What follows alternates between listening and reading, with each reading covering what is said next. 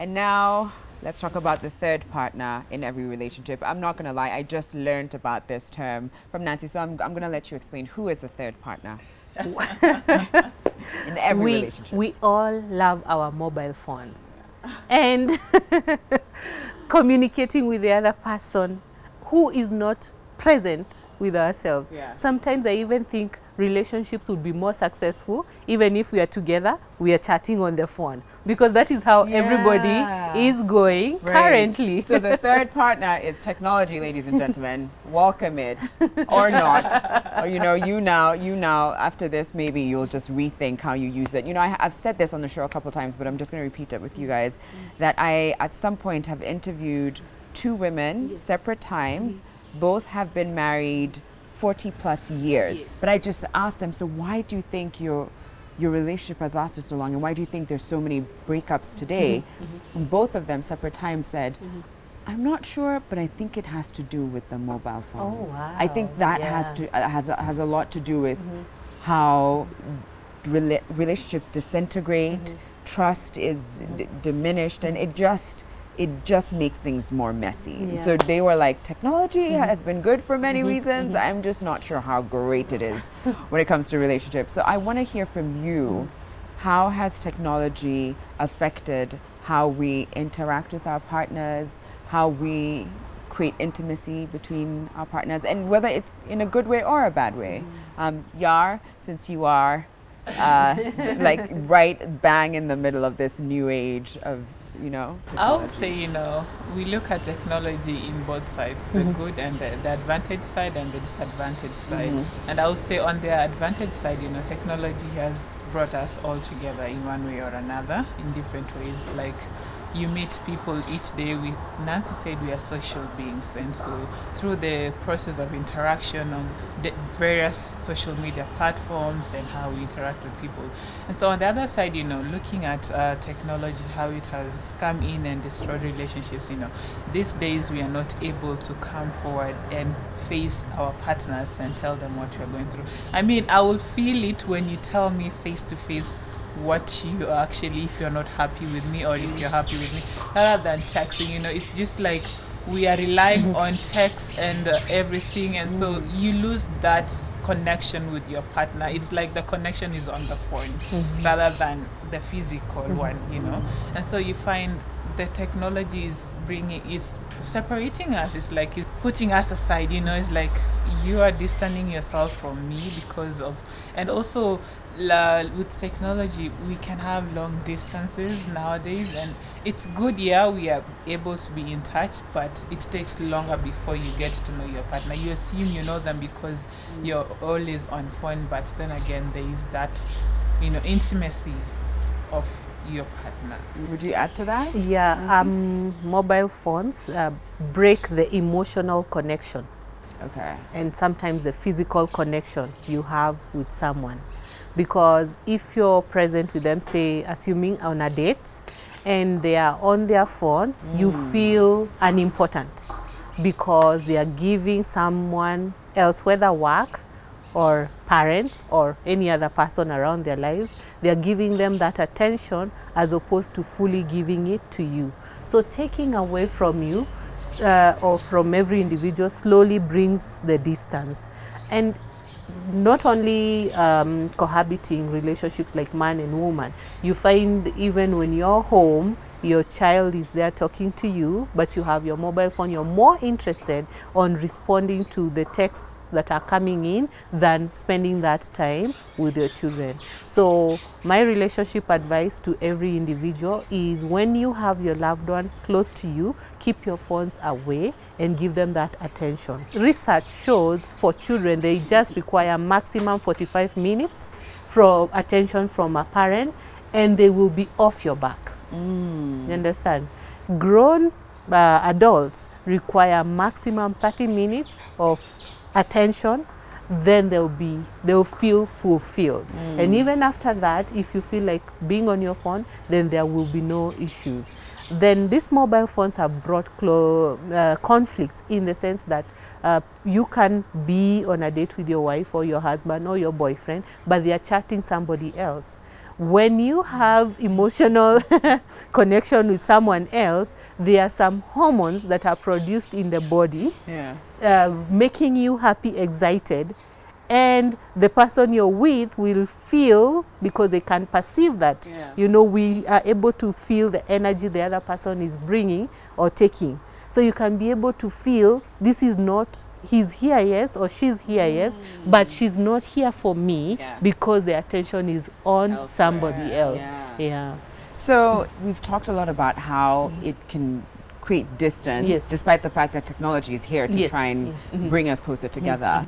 But how does one then navigate to the dating space? You know, we've all agreed roles are changing, so you're finding more and more women and men in the workspace. The economy and the landscape is just getting tougher and more competitive, so you're spending more and more hours at work.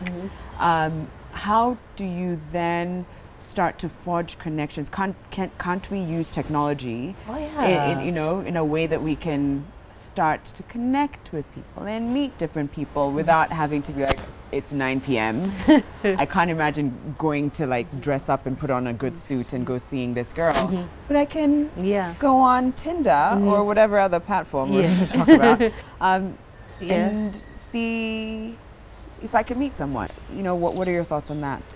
For new relationships, say you've never met, if I use Tinder as a platform, it's a good platform because it enables people to meet from different vast backgrounds, but you already will have formed an emotional connection without physically having seen this person. And when there is an emotional connection, there is an expectation.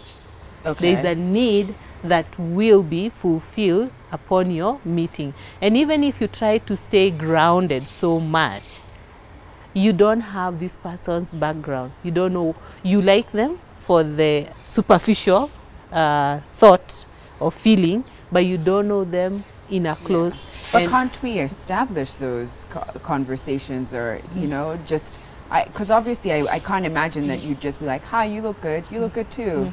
Great. How's your day? Good. Good too. You know, like that you can start to be like, to ask questions that matter, like what scares you, what terrifies you.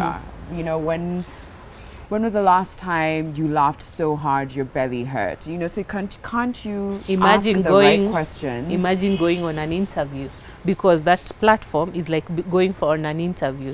In your head, you will always say what you expect the interview. You know, the interviewee expects you to say. So rarely will you find somebody who is actually genuine. But that can be said, and I'm just playing devil's advocate here now, but that can be said for first dates. My first date, you won't get to see the like fully relaxed version of Sharon. You know, this is like I'm coming to with my best foot forward to some degree. You know, first date, I will be able to pick how you laugh, how you chew, how you hold your fork, how you express yourself. Those things matter. How you speak to the waiters. Exactly, you know. exactly. How much time you take when you go to the washroom. Exactly. You know. If you're decisive on what you're ordering. What does that mean if you're not decisive? it says something About you. what do you Aren't think? women the ones who never know what to pick when it's like, have you seen those memes for like the worst question, the question that leads to fights? What do you want to have for dinner? And it's just like, I don't know. That's it. I have friends, when they are invited on dates, they go and research what is the menu. Can I be able to afford it? Wow. You understand? And what would I want from this restaurant? What are they known to be good for?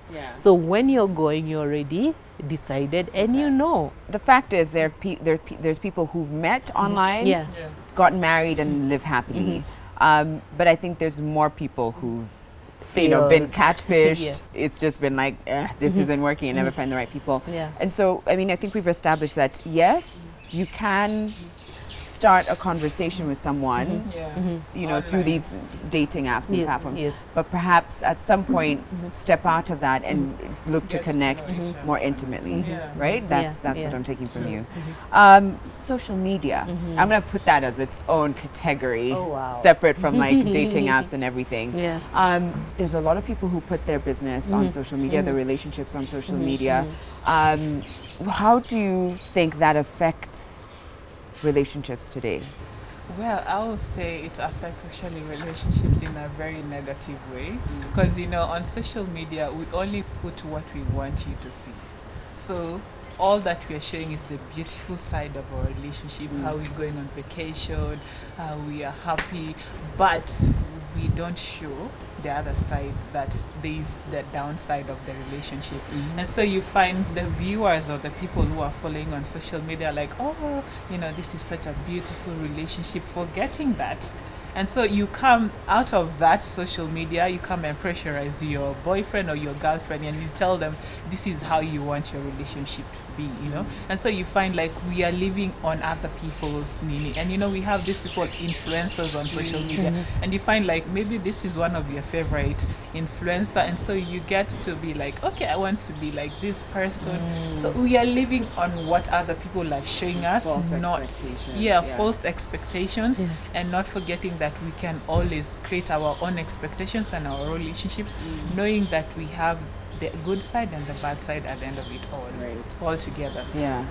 I think she said it well, but I think social media is superficial. If right now we decide to take a picture, we will all smile. Oh yeah. But you will not understand what is going behind the smile. So social media is the same. But there are people who fall victim of being true and themselves on social media. But remember, the world at the current times are looking for the superficial. So the minute you put your heart and your pain and your experience, then the society doesn't have that time to pat your back and encourage you and direct you to the right avenues. What they do is pull the dirt from your statements, and you find there are so many people who've posted their heart on social media but end up getting depressed, end up taking their lives, end up making irrational decisions because they feel unwanted, they feel unappreciated. Because if you don't know me and you can talk trash about me, then it means I'm the worst person. So you end up to the negative effects of social media. So my thoughts is everybody should be very cautious on the content they put out there, and ensure you know the purpose of which platform you're on. We have community social media pages. Please be aware, follow and see what have been the trends and history of people who are saying what you're saying, and ensure that you don't post something that can eventually jeopardize yourself. All right, so the last question for you ladies, which is, I think, it's a difficult question, but I'm going to ask it anyway, because I'm not sure how you'd measure it. But if you were to kind of figure out the average happiness scale of traditional relationships and how happy they were, or satisfied even, and how happy people are today in their relationships, who do you think is happier on this scale? Who do you think is more at peace, is more content? And I know that's a difficult, it's like, how do you measure happiness, and how do you, but just maybe even from just your own personal views, I'd be keen to hear from both of you, Nancy and Yar. Who do you think is happier? Yeah. It's actually hard to say, but I would say it's a 50-50 case, you know.